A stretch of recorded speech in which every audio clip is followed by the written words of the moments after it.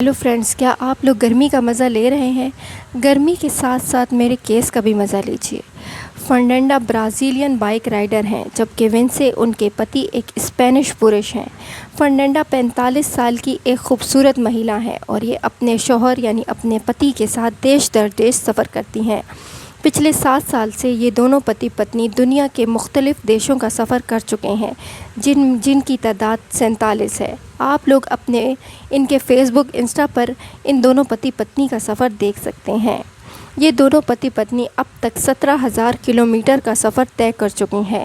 India آنے سے پہلے یہ بنگلہ دیش میں تھے۔ بنگلہ دیش کے بعد یہ دونوں پتی پتنی بہار کے راستے انڈیا میں داخل ہوتے ہیں۔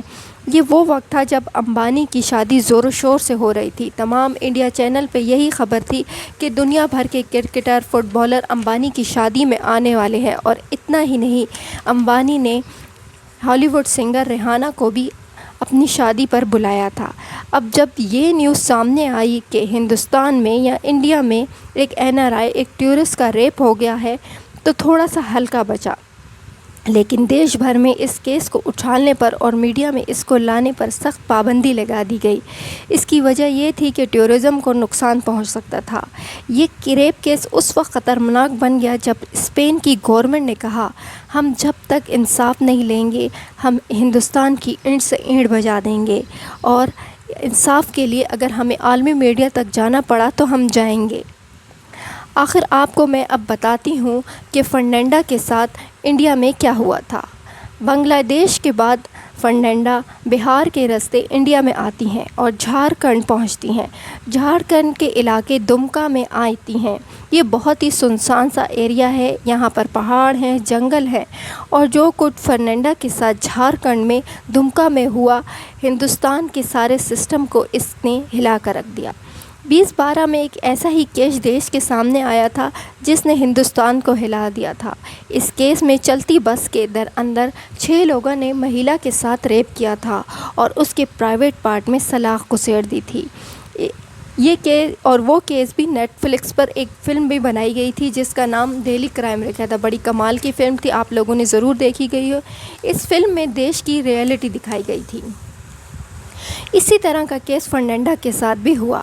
فرنینڈا کے ساتھ بھی کچھ اسی طرح دمکا کے اندر ہوتا ہے۔ 7 لوگ فرنینڈا کے ساتھ زیادتی کرتے ہیں اور پہلے تو وہ ان کی تمام چیزیں لوٹ لیتے ہیں۔ اچھا، میں یہاں آپ کو بتاتی چلوں کہ آروپیوں کو فرنینڈا اور ان کے پتی کے بارے میں ساری ڈیٹیلز پہلے سے ہی معلوم تھی کہ انڈیا میں کب کب وہ داخل ہوئیں، کہاں کہاں وہ رکی اور وہ کہاں ٹھہری ہوئی ہیں۔ آروپیوں نے ان کا پورا پروگرام اسکیڈول اپنی نظر کے سامنے رکھا ہوا تھا اور ان پر پوری نظر رکھ رہے تھے۔ پوری پلاننگ کے ساتھ یہ دشکرم کیا گیا۔ فرنینڈا کے پتی کو پہلے باندھا گیا اور 7 لوگوں نے باری باری فرنینڈا کے ساتھ ریپ کیا، اور اس درمیان انہوں نے فرنینڈا کے پتی اور فرنینڈا کو مارا پیٹا بھی۔ فرنینڈا کے ساتھ ریپ کرتے رہے۔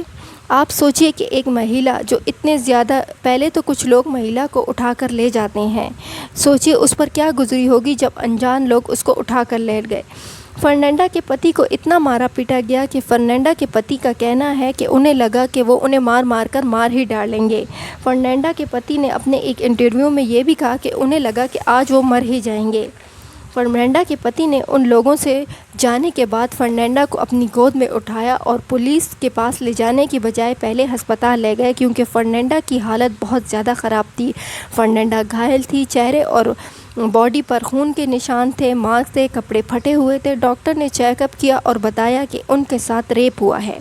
ڈاکٹر نے تمام سیمپلز اپنے پاس جمع کر لیے اور ان سیمپلز کو پولیس کے حوالے کر دیا اور فورینسک کے پاس بھی بھیج دیا۔ ان سیمپلز کی مدد سے پولیس نے 3 لوگوں کو پکڑ لیا۔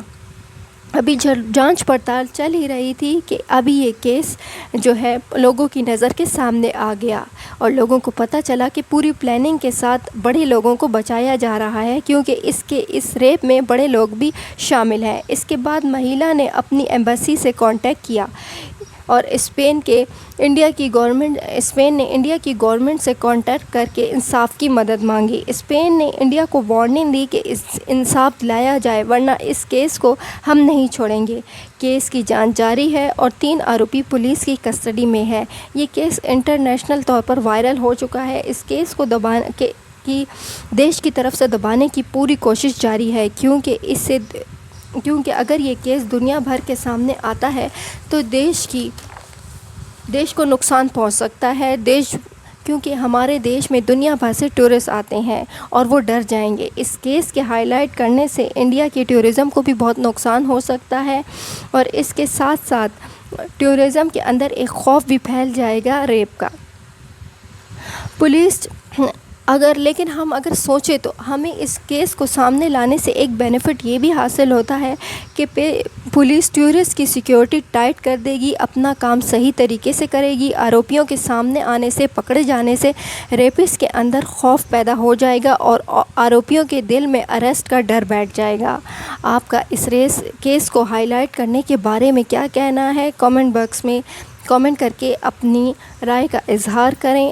پھر ملیں گے ایک نئے کیس کے ساتھ۔ دھنیہ واد، شکریہ۔